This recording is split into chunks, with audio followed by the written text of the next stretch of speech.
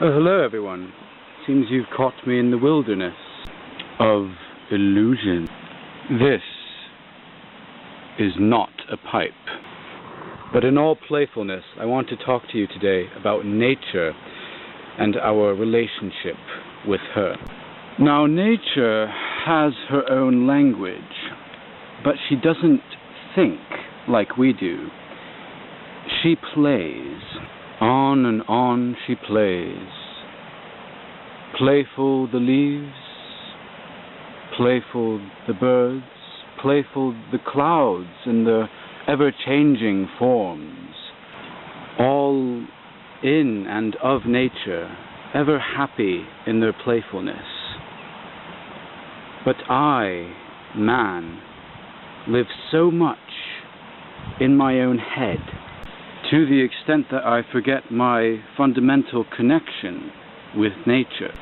And the more I think, the more I get involved in the labyrinth of words inside my skull, the more I forget. The more I forget about what I'm going to say next. But yes, the more I forget that man, too, mankind, humankind, is also part and parcel of nature. Now, dissociation from this source is the beginning of man's fall. And I think that dissociation begins with the dissipation of life force. Now, this life force is what is referred to in many cultures as prana. You might have heard of it, prana or chi, energy. These are all synonyms of the same thing. Even the Force in Star Wars. The Force is all pervasive. It surrounds us. Close your eyes and feel it. Now, a great deal of Western science, including all the empirical, rationalist, logical, positivist assholes, people, are of the mind that if it cannot be proved by the five senses, then it's all BS. However, ether exists. It exists. Just like music. You can't see it. But once it enters your ears and enters your soul, my God, can you feel it? It's a living, breathing thing. And in some parts of the world, you can actually see this chi, this life force, as very tiny, fine particles of light dancing around. So this is the very life force, the Tao, the whatever you want to call it, that pervades all things and nourishes us without us even realizing it. And so ignorance of this life force leads to its inevitable dissipation. And without it, you're left an empty shell whose worldview ends up distorted, unreal, withdrawn, and lacking of passion and purpose. Yet, as the force is, after all, everywhere, an empty cup is always refilled.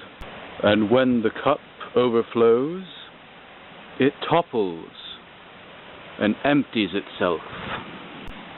And so the vicious cycle goes on. However, knowing that only a matter of time will replenish this life force, why not expand the cup's volume to the extent that it may never overflow? For if we constantly expand within, the cup will be able to contain more and more without the necessity of emptying itself. Now, many adolescents, especially in the West, react to their high, almost unbearable chi levels by dissipating it through sexual activity. If only they'd learn how to control their chi instead of letting their chi control them. Now, there is an alternative way of cultivating and channeling this life force without dissipating it.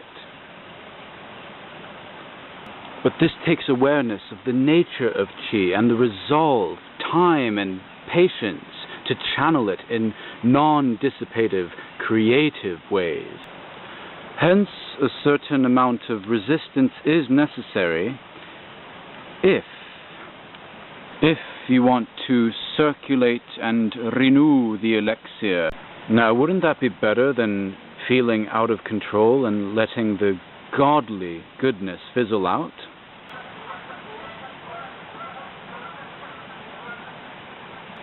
Now, I think in the long run that would be of utmost benefit to you, because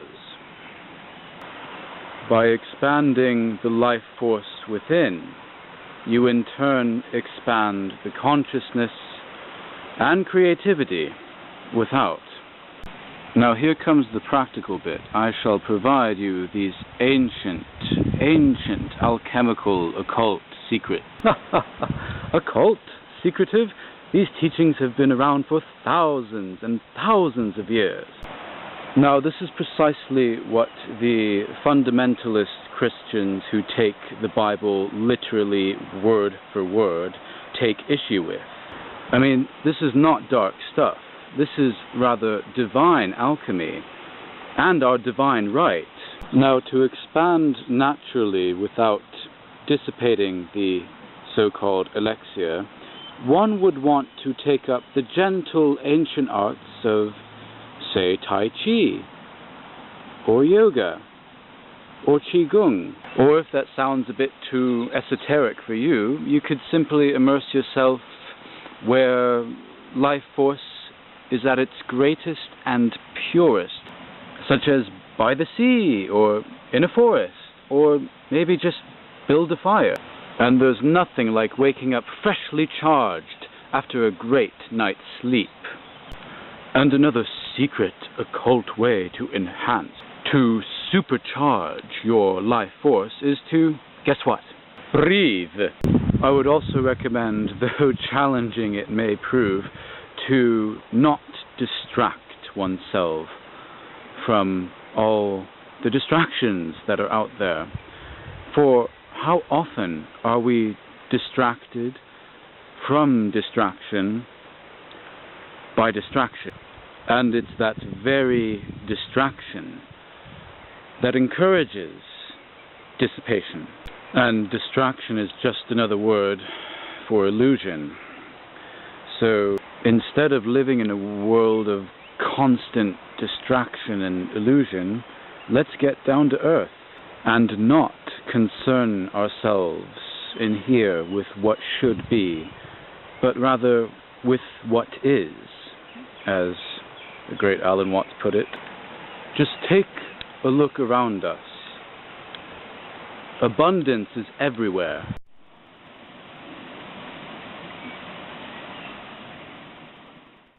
So why not seize the day and take advantage of this magic, this infinite magic that surrounds us all? For ultimately, this will lead us to realigning ourselves with nature, and by extension, to discovering our true selves. So there we have it. Now go. Be free, have fun, and have faith. Till we meet again.